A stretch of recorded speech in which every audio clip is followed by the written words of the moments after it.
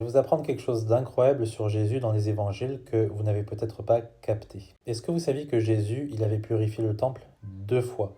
Pas seulement en Jean chapitre 2 au début de son ministère, mais aussi peu avant la fin de son ministère en Marc chapitre 11. Vous savez, quand il se fabrique un fouet et qu'il chasse les marchands du temple parce qu'ils ont transformé la maison de Dieu en caverne de voleurs. Et ce que Christ a fait, en fait, c'est qu'il est venu inspecter le temple. Il est venu se présenter comme leur souverain sacrificateur. Vous allez comprendre pourquoi quand on fera le lien avec l'ancienne alliance. Mais avant de vous expliquer ça, Jésus, il est revenu une deuxième fois dans le temple. Et qu'est-ce qu'il y a trouvé? Tout autant de corruption. Ils ne se sont pas repentis après toutes les prédications de Jésus, ses miracles, etc.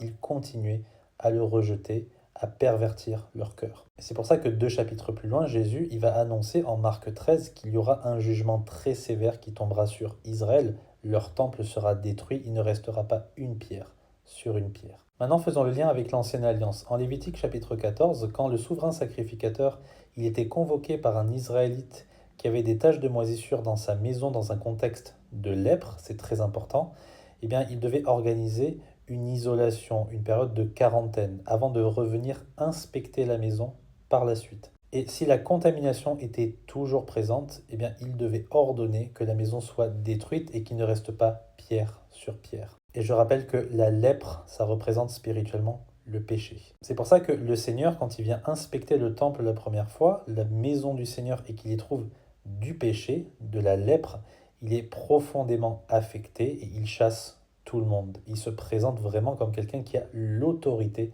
de le faire.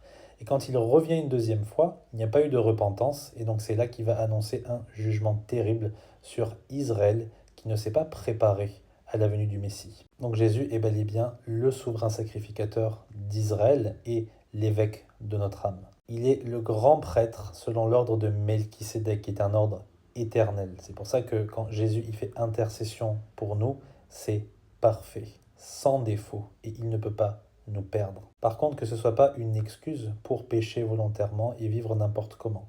C'est pas parce qu'il nous a sauvés une fois pour toutes que notre chair est sauvée, elle. Non, on doit laisser le Seigneur nous purifier quotidiennement dans ce tabernacle, dans cette maison corporelle dans laquelle on habite temporairement. C'est ce qu'on appelle la sanctification. J'espère que c'est clair pour vous. Que Dieu vous bénisse.